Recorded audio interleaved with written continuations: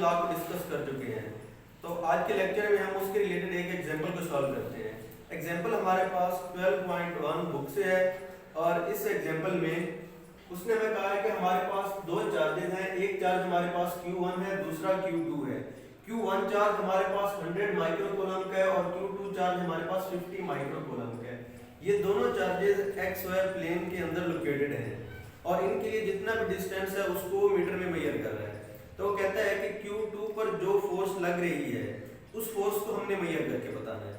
तो इसमें देखते हैं कि हमारे पास गिवन डाटा क्या है।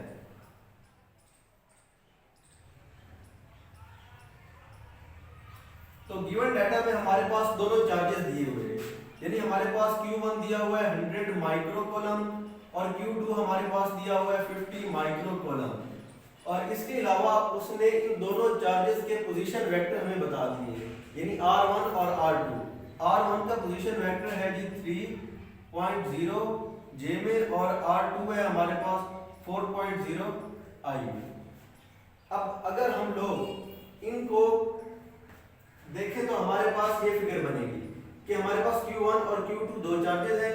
Q1 फोर्स एक्सर्ट करता है Q2 पर, तो उस फोर्स को हम लोग F21 से रिप्रेजेंट करेंगे। और इनके पोजीशन वेक्टर जो है हमारे पास वो हमारे पास R1 का दिया हुआ है 3J और R2 है हमारे पास 4I और इनका जो रिजल्टेंट बनेगा वो हमारे पास R21 होगा जो हमारे इस फोर्स के रिलेटेड होगा। तो सबसे पहले हम लोग इन वेक्टर्स की मदद से पोजीशन वेक्टर को फाइंड करते हैं, यानी हम लोग R21 को फाइंड करते हैं। तो R21 हमारे पास होगा R2 माइनस R1 और R2 है हमारे पास 4I और R1 है हमारे पास 3J। अब हम इनको माइनस नहीं कर सकते क्योंकि इनमें से एक I का दिया हुआ है और दूसरा J कंपोनेंट का दिया हुआ है, तो ये हमारे पास इनका पोजीशन वेक्टर बन जाएगा। अगर हम लोग इसी R21 की मैग्नीट्यूड को फाइंड करना चाहें तो R21 की मैग्नीट्यूड इस ट्रायंगल में पाइथागोरस थ्योरम के थ्रू हमारे पास हो जाएगी 4 का स्क्वायर प्लस 3 का स्क्वायर। और उसने पहले ही बता रखा था कि जितना भी डिस्टेंस है उसको उसने मीटर में कवर कर रखा है, तो ये हमारे पास 4 मीटर होगा और ये 3 मीटर होगा, इनका स्क्वायर और अंडर। अगर हम इसको सॉल्व करें तो ये हमारे पास बन जाएगा 16 मीटर का स्क्वायर, 9 मीटर का स्क्वायर और अंडर रूट, तो ये बन जाएगा 25 मीटर का स्क्वायर और अंडर रूट, तो ये हमारे पास हो जाएगा 5 मीटर। तो R21 की मैग्नीट्यूड हमारे पास 5 मीटर आ जाएगी। तो अगर हम इस पोजीशन वेक्टर और इसकी मैग्नीट्यूड के थ्रू इसका ओरिजिनल वेक्टर लिखना चाहें यानी R21, तो R21 जो वेक्टर होगा वो हमारे पास उसका पोजीशन वेक्टर बटा में उसकी मैग्नीट्यूड हुआ करता है, तो ये हो जाएगा 4I माइनस 3J और बटा में आ जाएगा 5, तो ये हमारे पास R21 का वेक्टर आ जाएगा। तो अब हमने क्या फाइंड करना है, हमने वो फोर्स फाइंड करनी है जो Q2 पर लग रही है, यानी F21 हमने फाइंड करना है। तो F21 के लिए हमने सबसे पहले उसका वेक्टर फाइंड कर लिया। तो अब हम आते हैं उस फोर्स की तरफ।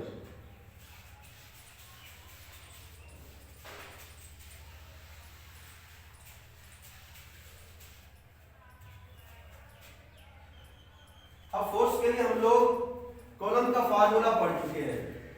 कॉलम फोर्स का F21 is equal to K Q1 Q2 by R का स्क्वायर और यहां पर हो जाएगा R21 का वेक्टर।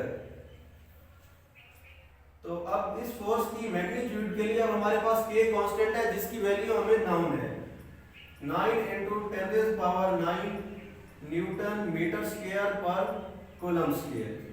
अब K के बाद हमारे पास है Q1, तो Q1 की वैल्यू उसने हमें बताई थी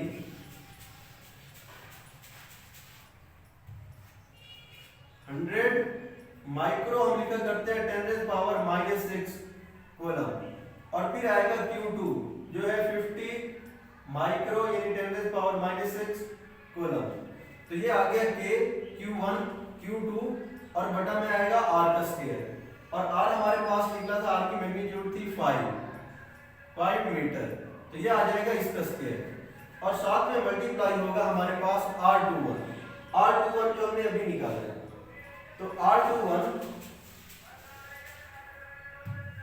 हमारे पास है 4.0i माइनस 3.0j और बटा में है 5।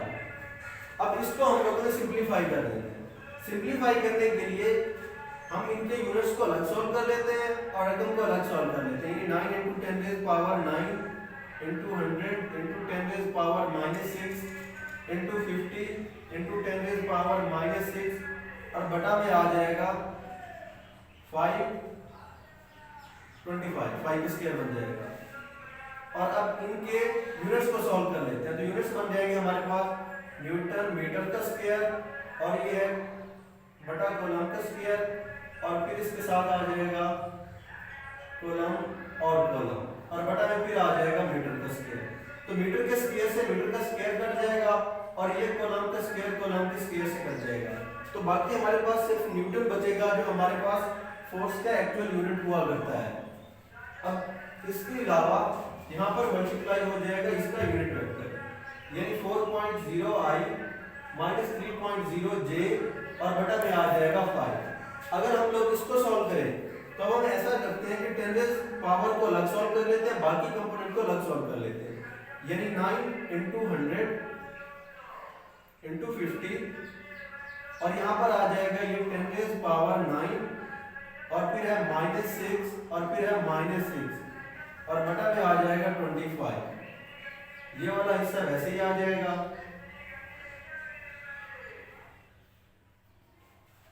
अब अगर हम लोग इसको सॉल्व करें तो ये बन जाएगा 45,000 × 10 raised power, ये बन जाएगा -3 और बटा में आ जाएगा 25।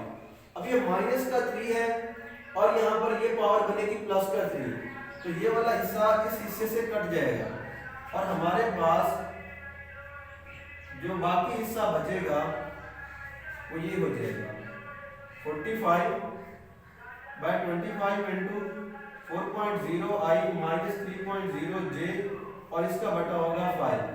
अब 5 9 टाइम्स 45 हो जाएगा, तो ये हमारे पास हो जाएगा 9/25 × 4.0i माइनस 3.0j और बटा में आ जाएगा 1 क्योंकि 5 कट चुका है।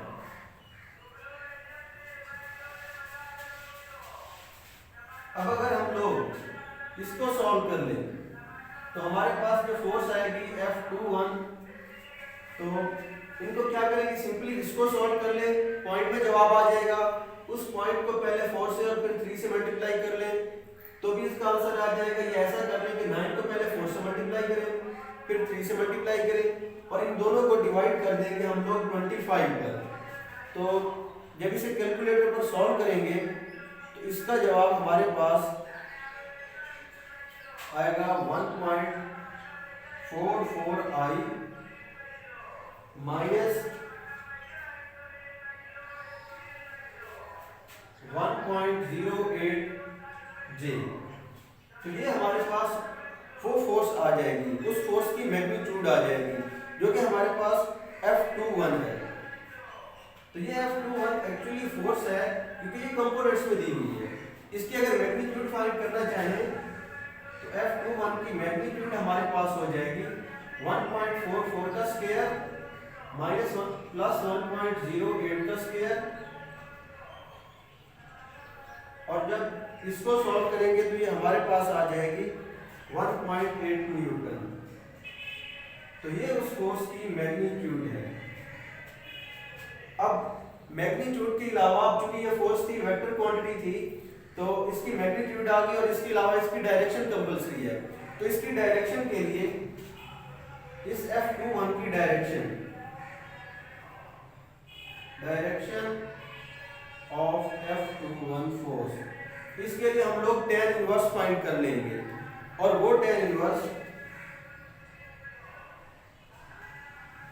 हमारे पास उसके y कंपोनेंट और बटा में आ जाएगा उसका j कंपोनेंट। अब y कंपोनेंट को देखें तो ये माइनस का दिया हुआ है माइनस 1.08 और बटा में आ जाएगा 1.44।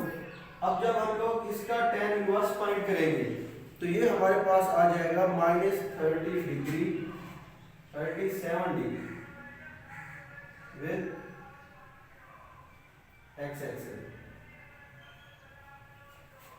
तो अब ये हमारे पास हमने उस फोर्स को कंप्लीटली सॉल्व कर लिया, उस फोर्स की मैग्नीट्यूड और उसकी डायरेक्शन दोनों को फाइंड कर लिया।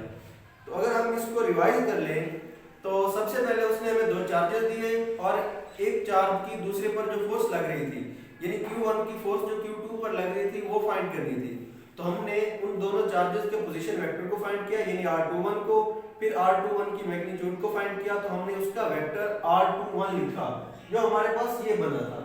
इसके बाद हम लोगों ने कॉलम फोर्स का फार्मूला लिखा जो हमारे पास ये था F21।